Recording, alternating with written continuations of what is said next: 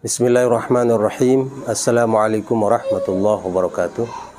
Alhamdulillahirabbil alamin wassalatu wassalamu ala asyrafil mursalin sayyidina wa maulana Muhammad wa ala alihi wa sahbihi ajma'in, amma ba'd. Saudaraku kaum muslimin yang dirahmati Allah Subhanahu wa taala, alhamdulillah dengan izin Allah kembali kita dapat mengkaji membaca kitab Kifatul Akhyar, dan kemarin kita sudah membahas tentang jual beli, terakhir jual beli salam, dan sekarang kita akan masuk pada pembahasan baru, yaitu fasal tentang rahnun, tentang gadai. Bismillahirrahmanirrahim. Qala faslun kullu ma jaza bai'uhu jaza rahnuhu fid duyuni idza istaqarra subutuha fi dhimmah. Penulis mengatakan setiap yang boleh dijual boleh juga digadai, tapi dengan fiduyun, ya, gadainya ini karena adanya hutang yang diambil. Idza istaqarra subutuha, apabila hutang tersebut sudah tetap, ya, sudah tetap prosesnya dengan antara yang memberi hutang dan akan menerima uang yang dihutang. Fi dhimmah, ya, sudah mustaqir fi dhimmah, artinya sudah betul-betul menjadi satu transaksi hutang yang sudah final gitu. Fi dhimmah kemudian menjadi kewajiban dan tanggungan untuk mengembalikan. Ar-rahnu fil lughah, sedangkan rahan secara bahasa artinya ats-tsubut, yaitu tetap, ya, sesuatu itu tetap dikatakan rahana. Wakila al-ihtibas, rahan juga artinya al-ihtibas, yaitu ihtibas itu menyimpan atau menaruh sesuatu secara sembunyi, ya, itu namanya ihtibas, habsun. Wa minhu, di antaranya adalah secara makna bahasa ini yang artinya tadi as-subut, yaitu tetap, dan ihtibas itu adalah firman Allah Subhanahu wa taala, kullu nafsin bima kasabat rahinah, ya. Jadi setiap jiwa itu bima kasabat rahinah, dengan apa yang dia perbuat itu menjadi dia mahbusah, dia menjadi tergadai dengan apa yang dia perbuat. Kalau perbuatannya baik, maka dia akan dapat kebaikan. Kalau buruk, akan dapat balasan yang buruk. Itu makna bima kasabat rahinah.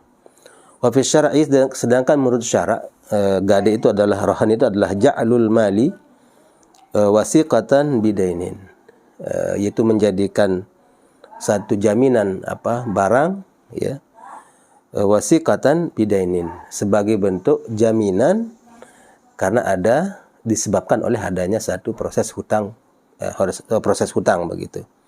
Jadi menjaminkan satu benda wasiqatan sebagai penguat atau sebagai jaminan bidainin, sebab karena ada hutang. Ini. Jadi ada proses hutang, kemudian ada jaminan barang. Inilah yang dikatakan rahnun secara syarak. Wal aslu fihi al-kitab wa sunnah, dan menjadi dasar dan jadi dalilnya di sini adalah Al-Qur'an dan Sunnah. Qala Allah Ta'ala farihanum maqbudah, maka harus ketika tidak ada saksi dalam jual beli itu, maka harus ada rihanun, ada istilahnya barang yang harus digadai, dijadikan sebagai wasiqah, sebagai penguat, sebagai jaminan, maqbudah, yang itu adalah digenggam, maksudnya dikuasai, diambil, dipegang, istilahnya jaminannya itu. Wa fis sunnati, sedangkan dalam sunnah dalilnya adalah ma rawahu Syekhani, apa yang diriwayatkan dalam hadis oleh Imam Bukhari dan Muslim, annahu alaihi salatu wassalam, sungguhnya Nabi kita Muhammad sallallahu alaihi wasallam rahana dir'an inda yahudiyin, di mana beliau pernah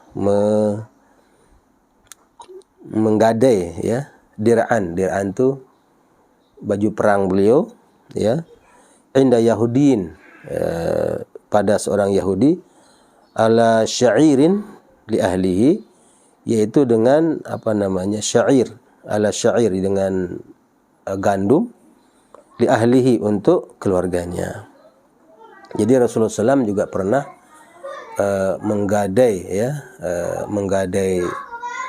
menghutang syair ya, menghutang gandum ya dengan Yahudi dengan jaminan baju perangnya. Nah, ini menurut Quran dan Sunnah. Jadi dalilnya itu ada farihanu maqbudah sama hadis ini. Hadis yang diriwayatkan oleh Imam Bukhari dan Muslim.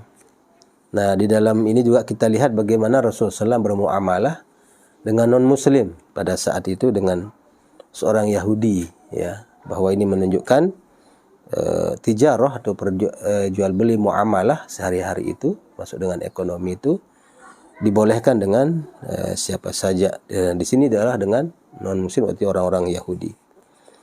Sumal maksud minar rahn, adapun maksud dari gade itu adalah bai'ul aini al-marhunah indal istihqaq.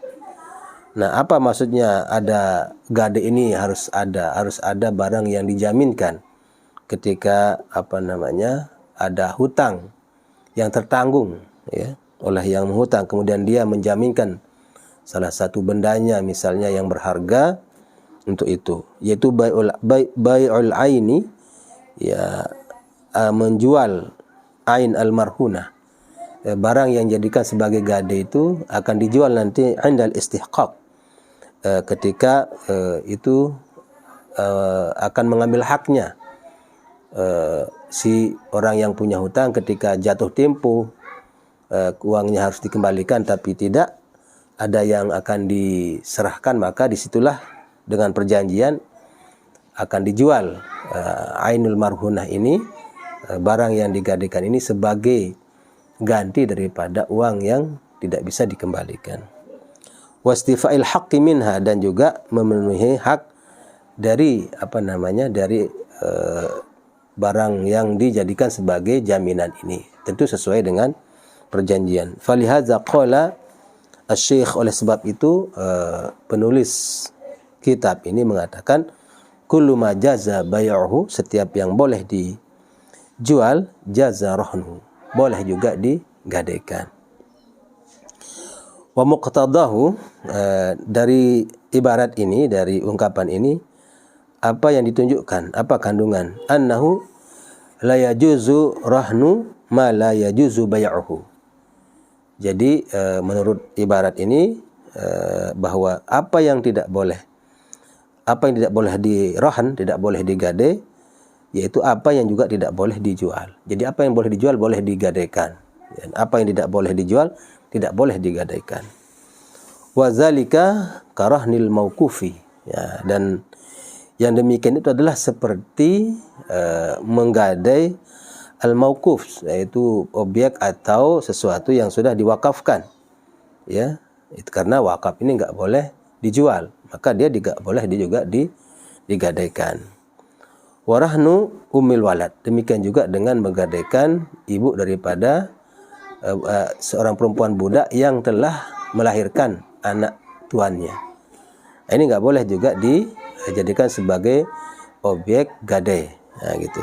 Enggak boleh digadaikan. Wa ma asbaha dzalik, dan yang apa seperti itu. Fala yasihhu rahnuhu, dan juga tidak sah digadaikan gitu ya. Wa huwa kadzalik. Li fawatil maksud, kenapa tidak boleh digadaikan? Li fawatil maksudi minhu, karena hilangnya tujuan daripada rahni itu, yaitu untuk istihqaq, untuk mengambil hak orang ketika dia jatuh tempo, dan juga untuk memenuhi janji daripada orang yang berhutang terhadap orang yang punya uang. Nah, ini tujuan daripada rahn itu. Nah, demikian yang dikatakan bahwa gade itu boleh selama pada barang yang boleh dijual. Nah, apa yang tidak boleh dijual tidak boleh digadaikan. Tsumma syartul marhun, kemudian syarat yang menjadi objek gade ini adalah kaunuhu ainan ala rajih, bahwa yang dijadikan sebagai objek gade ini atau jaminan ini adalah dia berupa ain, ya, berupa ainan, benda gitu. Fala yasihu rahnud dain. Maka tidak boleh juga menggadaikan hutang, ya. Hutang ini hutang, kemudian yang jadi jaminan adalah hutang, nggak boleh. Hutang lain maksudnya. Lianna, misalnya dia bilang saya hutang ini, nanti jaminannya adalah saya akan hutang lagi misalnya. Itu tidak boleh.